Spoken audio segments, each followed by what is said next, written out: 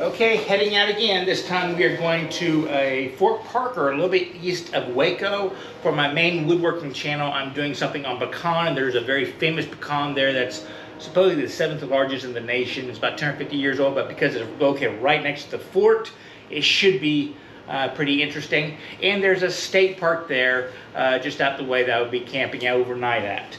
This is going to be going an overnight, so I'm not taking the full rig, because if you saw my first video on how a beginner overpacks, yeah, I don't need anything there. The things I am taking is obviously my digital nomad office, and the big experiment this time is I'm actually using the charging system on the way up there. The main battery that I'm using for all my electronics is only about 50%. So if it's fully charged by the time I get there, we know everything is all right. It is fully hooked up right now. I am not draining any power from the battery. It only works whenever the ignition is turned on, which is a little safety feature, I think, and a pretty cool setup. And I'll go over that when we get to the campsite. I know it looks like I'm taking a lot, but I'm taking probably a third less this trip. It's just the stuff I'm not taking were small, dense items. I'm not taking the desk. I'm not taking that office chair. If that seems overkill to y'all, go to that first video towards the end where I set up everything. You'll see what I meant. It's not a big item right there. I'm only taking one chair, taking tools. This time I'm also being able to take some wood carving tools, some woodworking stuff, so I can have something to do tonight. So let's hit the road and head up to Fort Parker, east of Waco.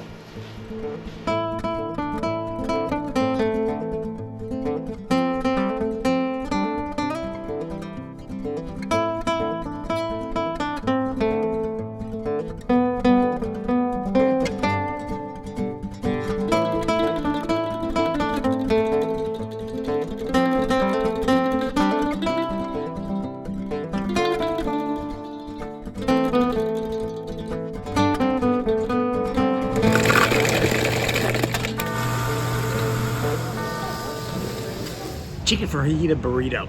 Overpriced, but so worth it. Mine.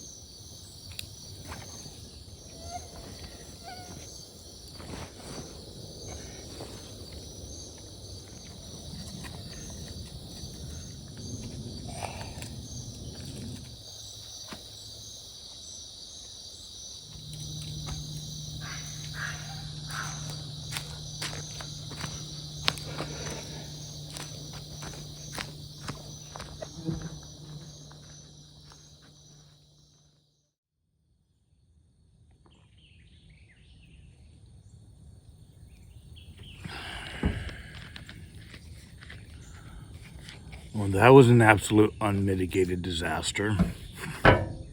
All of it my own fault, of course. But before we do a review of the trip, how about a quick overview of some of the products I took on that I talked about. I said the big experiment this time was my battery. I've talked about this battery right here. I picked this one simply because it was one of the only batteries I found out that are large capacity ones that could charge itself and charge other devices at the same time. Most of them are either one or the other. That way I could have this sitting in my back right here, charging all my batteries for all my electronics as I go down the road, and recharge this right here. I had some problems right here. On my trip over, it worked just fine. It was kind of iffy. It wasn't charging as fast much as I wanted to. It went from 50 up to about 75, and then overnight I recharged everything up. It brought it back down to about 45%. And then on the trip back, for the longest time, I couldn't get it to charge at all, and I could not figure out what was going on. I finally found out my error. It is wired to an auxiliary port in the brake light. There's a circuit breaker right there, an accessory port. So it only charges whenever the ignition is turned on or to the accessory position. The problem is this device right here. It connects up to the SAE, which is going down to that thing on the circuit board. It has an on-off button, okay? And the problem is that every time power goes away from this, it turns itself off. I guess it's a safety feature. So you can have it, check it out, make sure the light's turned on whenever it's working, make sure everything, and then you start your bike for whatever reason. Well, when you start the bike, it cuts off all the accessory ports out there, so this turns itself off. So what was happening is I was turning the ignition on, I was making sure it was turned on, and then I would start the bike, and it would turn itself off, and I wouldn't know that. Or I had the bike running, I was over here, I made sure it was on, and then for whatever reason I stopped for gas or something like that, I turned it off, and it would shut the entire thing down. So basically you have to have the bike idling, you come over, you turn this on and off. This part was it was less than 20 bucks. I want to say it's like $12, so I just need to find something like this that doesn't turn itself off whenever there's a cut in the ignition, and then my system will be perfect.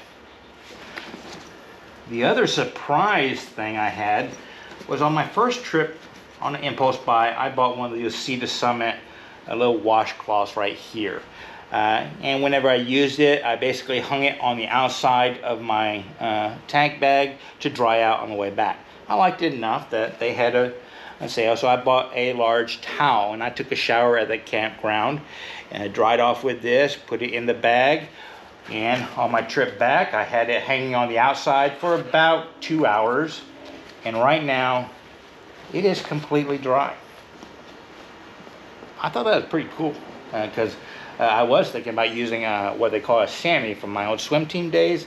That would not have dried out that quickly. So this was a positive for me. The other thing was this device right here. It's one of those solar powered blow up things. This was a gift to me. I don't know where I got it from. I didn't buy it. I've had it for years. I just thought I would take it out. Turned out to be a game changer or a lifesaver in setting up my tent, because basically there were so many bugs out that I couldn't do it. So basically, whenever I went to take a shower, I turned off all the lights inside my tent, and I opened up one of the flaps, and I left it open. And I put this about 35 feet away, lit up. All the bugs swarmed to that one that were attracted to the lights in the tent. And then when I went back, I just left it out there all night long. They eventually went dead, and the bugs seemed to be attracted to that one and not my tent. And then whenever I got in the tent, I closed all the fly screens. I could turn on my electronics and like that, and I didn't have bugs inside of a tent. So what was nice about it was a distractor to the bugs. And those were kind of the only new things I took. So, how about back to the review of the trip? these wingmen of the road, kind of Australian swag, coffin tents and stuff like that, I can see two situations when they would be absolutely ideal. If you're just going down the road, it's getting towards dusk, you got a field out there, you just want to toss it up there for a little bit of protection. You're not unpacking your motorcycle, you have nothing more. Maybe you get out your jeans and your shirt, slide in there, go to sleep, you wake up, you roll it up, you head on down the road. Perfect situation. The other situation, you'd get to camp on time. You have time to set up, you have time to organize your electronics, get everything charging up, you get time to position everything up, you get time to find a flat spot of land. You get on to your campsite on time. My problem is the only 2 times I've been moto camping, I've arrived at dusk. I've set up at dusk. I haven't done the setup the way I want. I just did the best I could. But then you're inside that thing. I got the larger version, so I can literally sit up and my head rubs the top. But you're going back and forth, flipping from north to south, trying to get your clothes set up, trying to get your bed set up, trying to plug in all your electronics. It doesn't work that way. You've got to get here on time. And, my moto camping experience, I know that motorcycles take longer. This was not that far a drive for me. It was like 3 hours and 20 minutes according to the map and following the blue line. I left at 1 o'clock. Sunset isn't till 7:30. What that doesn't take into account is you stopping at Buc-ee's an hour into the ride and having lunch there. It does take into account, the dozen times you have to stop for gas if you're riding a Sportster. What it doesn't take into account is it's 95 to 100 degrees heat. So every time you stop for gas, you were probably going inside, using the restroom, drinking some water, getting something cool, sitting in front of the refrigerator door for a second, and then moving on. What it doesn't take into account is not knowing your left from your right and making a wrong turn and driving 45 minutes in one direction before recognizing you made a wrong turn, and the next time you filled up for gas. So yeah, once again, I arrived after dusk and it became yuck. But on the good side, last week I put new springs on the Sportster because the first time I went moto camping, as I said, I took everything I thought I needed for a month-long trip. This time I just took what's for the weekend. I want to say it's probably a third lighter. Not that much lighter, not really much I would think would make a difference, but adding those stiffer springs to the back. I only bought on the bike once, and that was a crease going across the road that was really, really sharp. Made my spine tingle a little bit. And right now I have it on the 4 out of 5 clicks stiff, the little clicker things that you can rotate around. So I will probably do one more click on before I head home. But other than that, the bike was much more stable this time, much more forgiving handling. I know you ride differently when it's fully loaded than when unloaded and stuff like that. That was never a concern. But it seems to me like there's just this maybe a 5-pound variable, and once you go over that, the bike doesn't handle very well at slow speeds. So it was nothing riding it like I had set up yesterday. So I will pack up, head out to do my filming for my woodworking channel at a pecan tree, which is going to be kind of interesting if you're interested in that kind of stuff. Lots of history in the tree. There's a little bit of hanky-panky. There's Indian raids. There's kidnappings. There's a love story. A white woman marries an Indian. That Indian becomes chief. They organize the entire reservation set up. He has so much power because of the communications of the team. It's an interesting story for just a tree. And I'll put a link to that. I'll put a link to that part of the video because it'll be a long video down below if you're interested in that kind of stuff.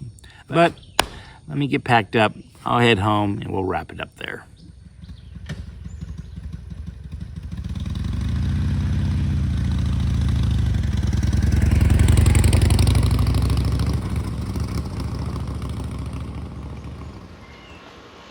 So I'm back, and it's the next morning. I got here after dark, so I just going to unpack today.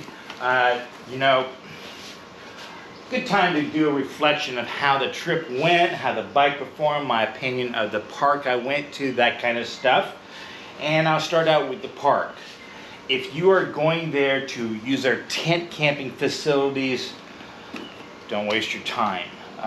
That was probably one of the more miserable camping experiences I've ever done, not just counting moto camping. That campsite was just a complete afterthought to the park. The next morning, I got a chance to drive around the park, and it was a fairly standard Texas State park. You had RV spots. Some of them were asphalted concrete, some of them were just gravel, but that's all fine. You had little picnic tables and stuff like that. The trees were somewhat manicured so that there weren't branches low, that kind of stuff.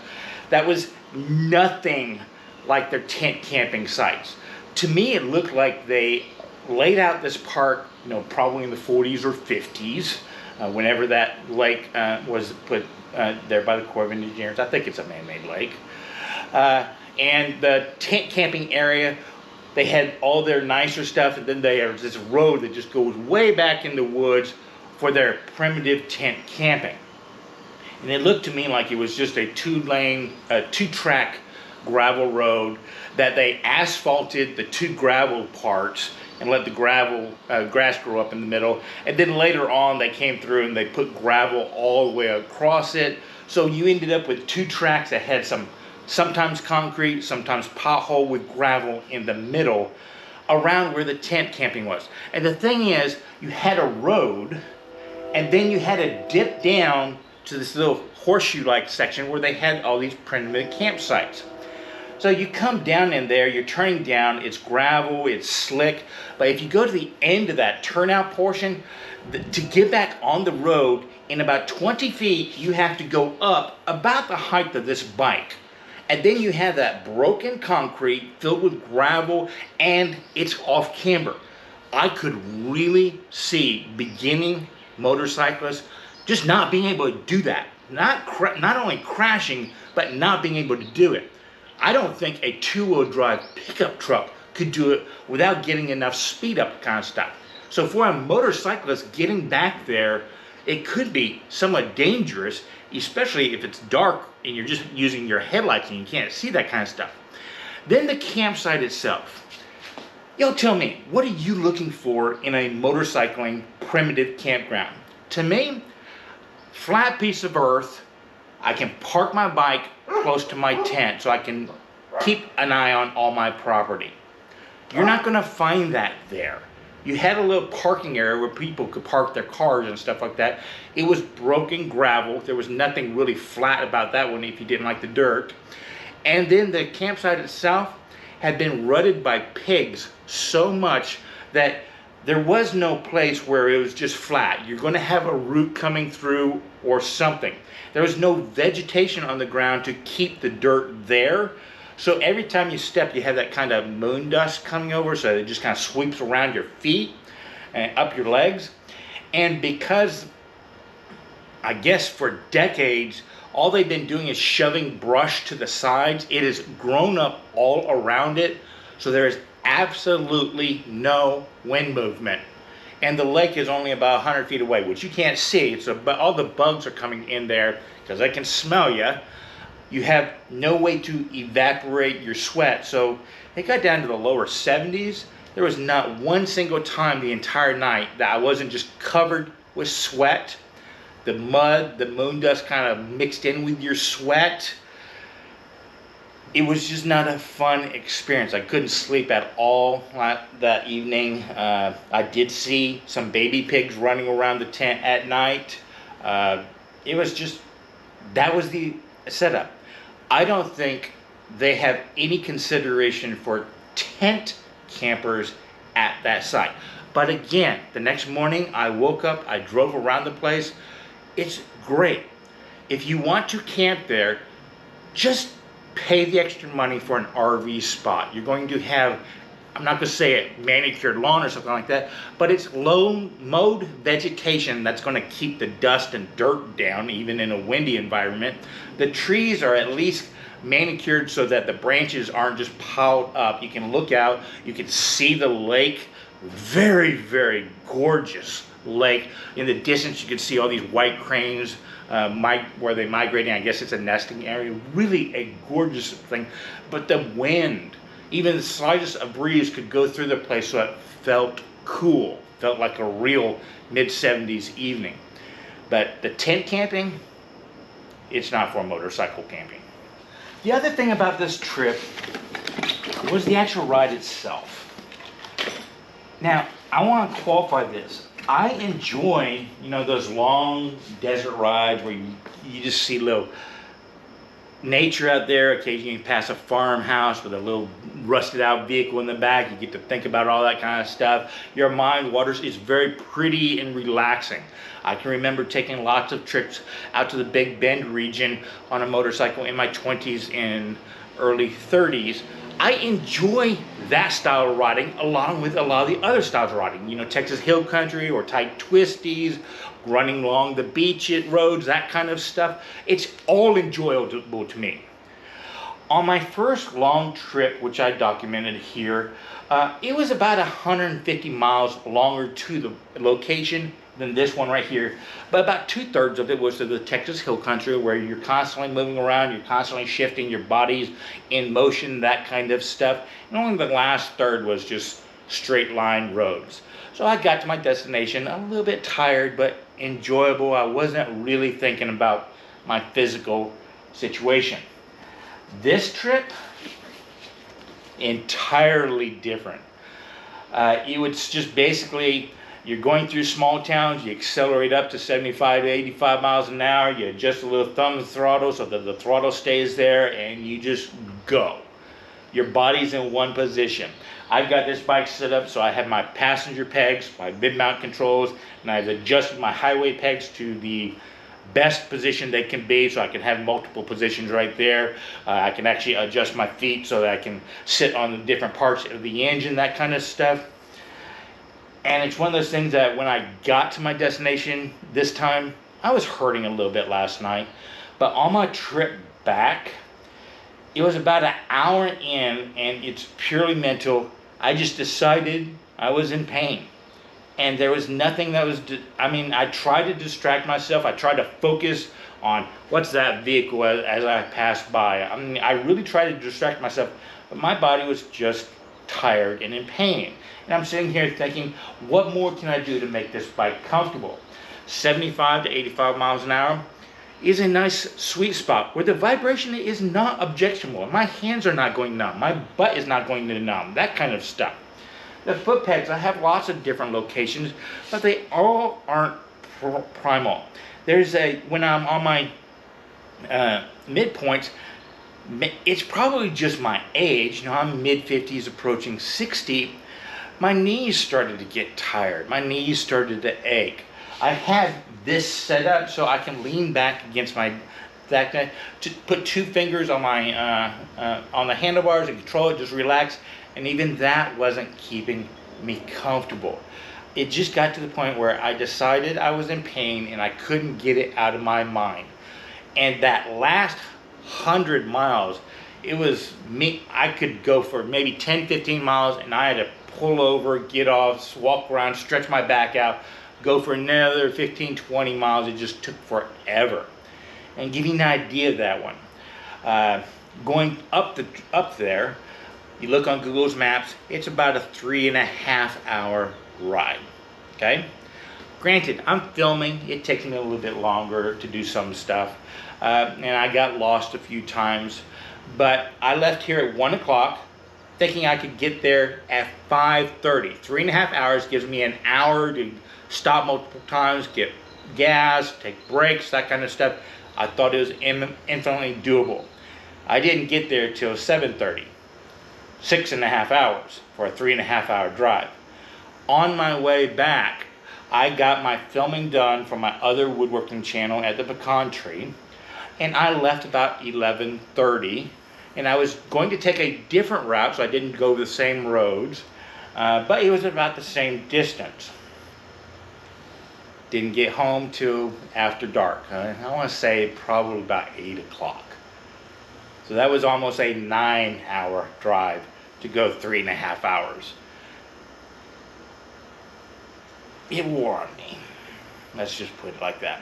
To the point that I've resolved that I have one more trip to do for my woodworking channel, and I definitely want to take a 3-day camping trip to the Texas Hill Country. Not far away, all through Hill Country. I'm more than comfortable on this bike to do that one. And I want to spend 3 days just filming all kinds of roads out there for this channel to put videos out for several months in the future. And then I'm just going to sell this bike. I would like to keep it and have 2 bikes, but I looked at the marketplace for what these are going for, common prices. I can buy my ideal bike for the type of touring I'm doing right now and have $500 to $1,000 to put new tires and that kind of stuff, because you always have to do that when you use bikes. FYI, I'm probably thinking I want a first generation Valkyrie, a Honda Valkyrie, the 6-cylinder, non-plasticky gold wing. This bike is so much better than that one will be for what I use it on a day-to-day basis, commuting, going to the grocery store, that kind of stuff.